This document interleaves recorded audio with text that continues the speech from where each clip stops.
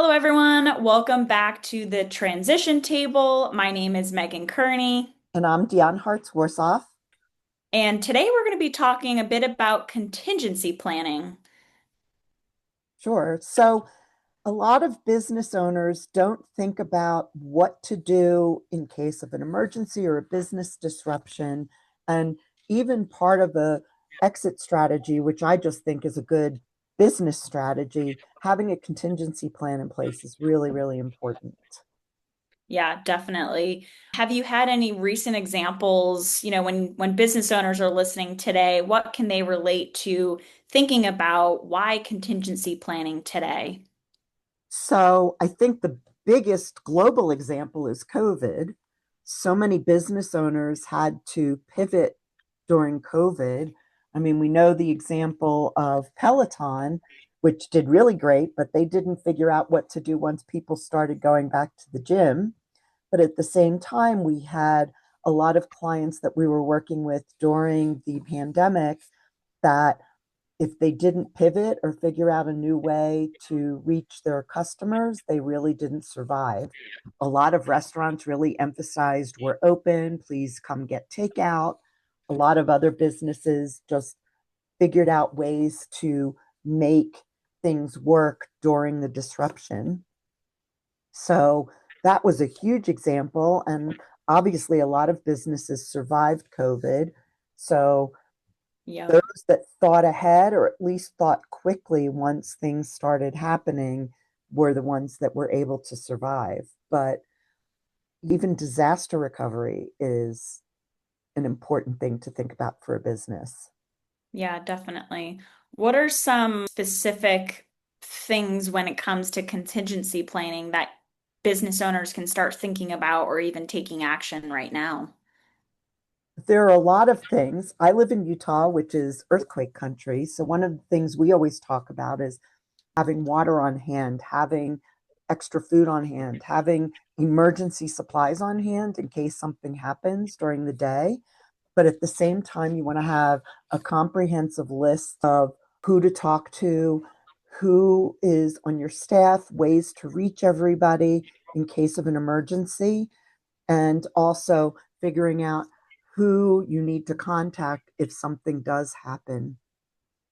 I was running a nonprofit called the Community Development Corporation of Utah, and we had our own building, and it was next to a fast food restaurant. And one night, somebody dropped a match in the dumpster from the fast food restaurant, Oh and no. it caused smoke damage in our building, and it also took out our electricity and our internet service. Geez. So here I am on a Sunday morning running around the office, pulling out files, trying to find the insurance company, talking to my CFO, who happened to have a good friend who was an electrician, and then figuring out, luckily, we did have a call tree. So I was able to call all the staff and say on Monday, don't come in. But then I called them all again on Tuesday and said, yes, come in, use your cell phones. We'll figure this out. We got a generator until the electricity was restored. We used our cell phones for big communication until our internet and phones were restored.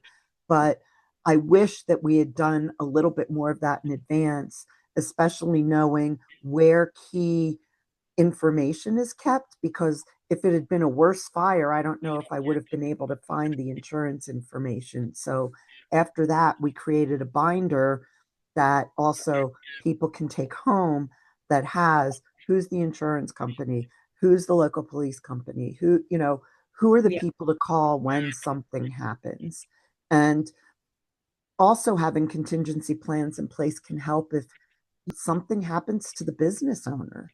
Say the business owner gets stuck out of town on a flight, or look at after September 11th, people couldn't get back to where they were for literally days. And so Yeah. you have to figure out a way to keep on operating. So I think that's really, really important.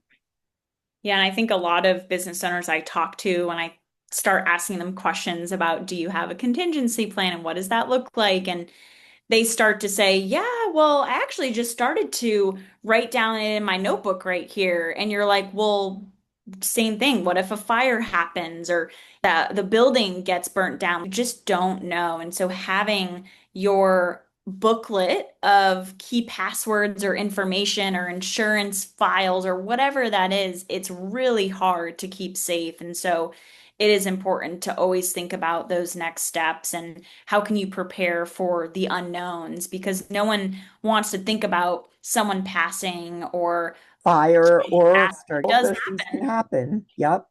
for sure. That makes sense.